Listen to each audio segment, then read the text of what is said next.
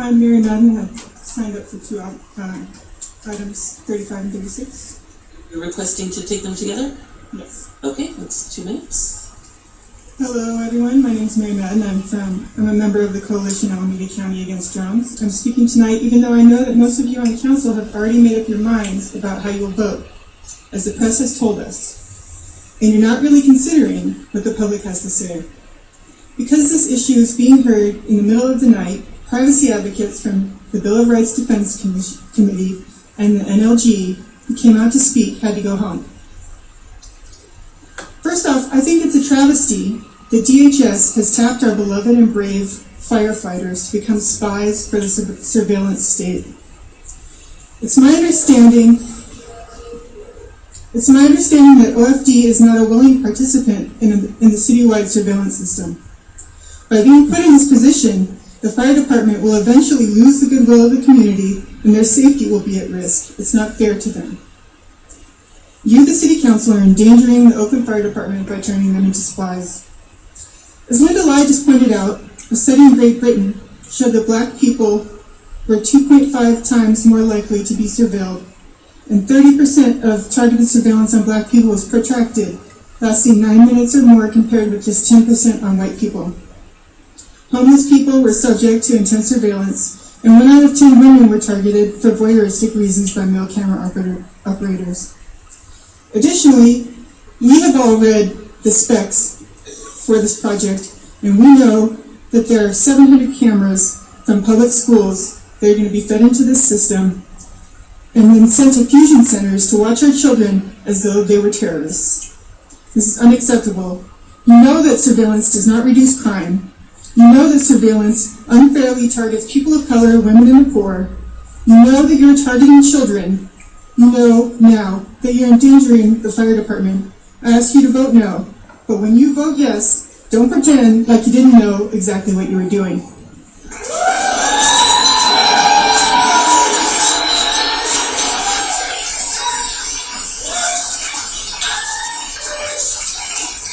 I will continue to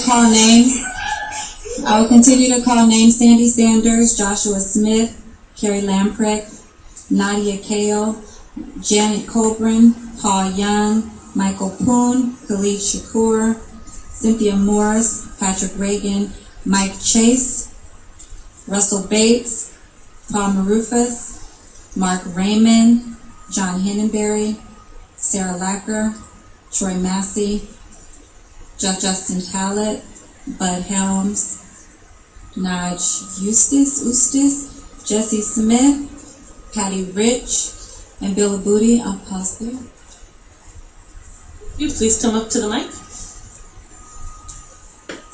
Good evening, folks. My name is Russell Bates. I'm a member of Berkeley Cop Watch. I've been associated with the group for 17 years. There was a poll I read in the last day or two. I was shocked by it. It said, finally, the people in the United States are saying their number one problem with the government, or their number one request, or their hassle is with surveillance, not terrorism. Surveillance has finally overpowered the terrorism that was pounded into people's minds after 9/11. People are concerned and scared of the surveillance by the government more than terrorists. Now, I have a slight stuffed nose, but I can still smell a load of crap. And this domain awareness is one of the biggest load of crap I've seen and heard in a long time. It seems the choice is the Fourth Amendment or the continuation of a possible fourth right. It's your choice.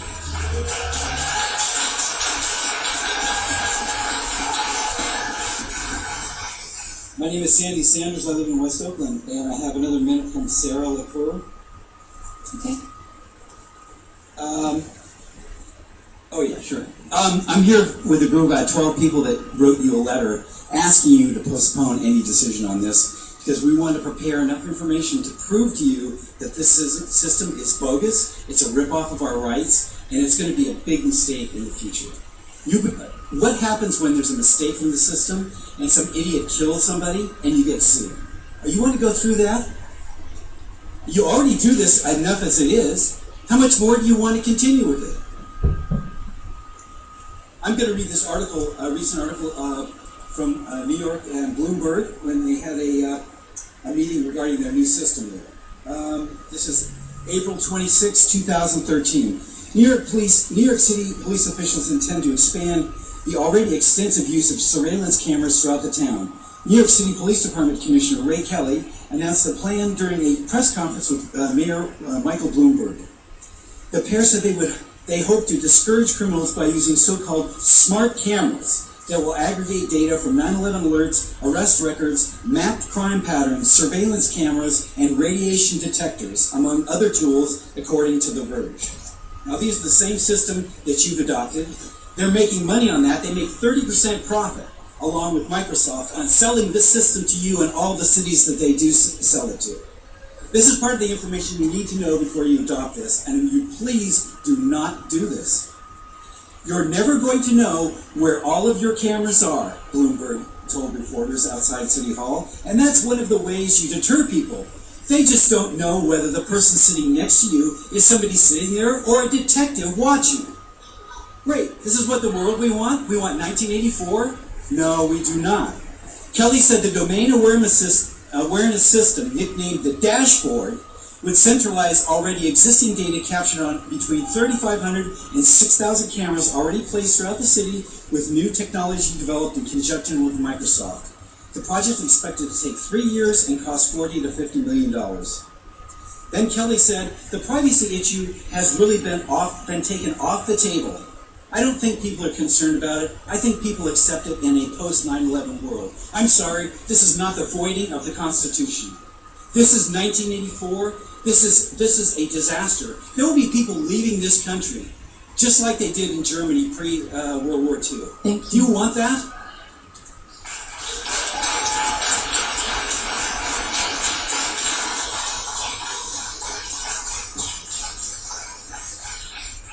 Cynthia Morse. Good evening. Let's start with what he said. Okay? This is really what you planned. If you don't know it, you really, really need to study up. It seems that almost, we're halfway there anyway before we even knew it. The public policy, privacy sort of things, they're coming after the system's set up. That kind of power is never going to be ignored. We've got a police department that hasn't been able to control themselves. Just to begin with, the federal government knows this stuff is here. It doesn't matter what public privacy policies, what's the enforcement for that? You know, nobody's going to jail if they violate a privacy of this system. You can't avoid this system. There's no way, and there's so much power in it. There's an incredible amount of power.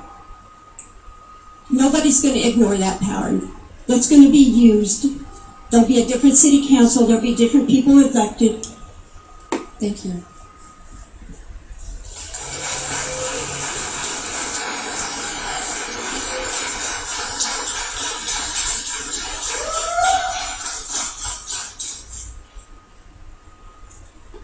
Hello, my name is Mike Chase. I'm with the Board of Directors of the ACLU chapter here in Oakland. I want to just go on a little more about what Linda Lai said about the mosaic. That really is the key thing. When you put together a number of surveillance systems, it's much more than the sum of the parts. When you have this kind of mosaic, you really can learn a great deal about a person's life in a way that intrudes on their privacy. I'll quote from the U.S. Supreme Court, a recent decision on privacy, United States versus Jones, in 2012. The kinds of intimate details of an individual's life can include, quote, trips to the psychiatrist, the plastic surgeon, the abortion clinic, the AIDS treatment center, the strip club, the criminal defense attorney, the union meeting, the mosque, the synagogue or church, the gay bar, and on and on.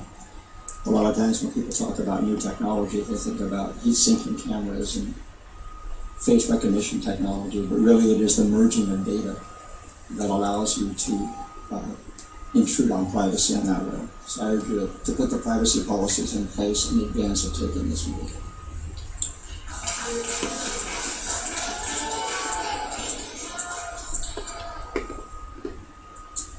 Hello, my name is Justin Talbot. I stridently oppose the DAC, and I hope that you will too. Oakland has a strong problem trusting the police after numerous breaches of trust by the Oakland police. Now we wish to further empower them with absolutely no oversight. This seems completely unreasonable to me. I know that this decision will have a chilling effect on people that are technologists that would normally move here. We are hyper aware of these issues, and this is all over the internet right now. And I think that's a shame because I've grown to love Oakland since I moved here several years ago. I think that we should make Oakland safer, but that happens through urban and economic development plans, not from people, not from the police spying on us. Thank you.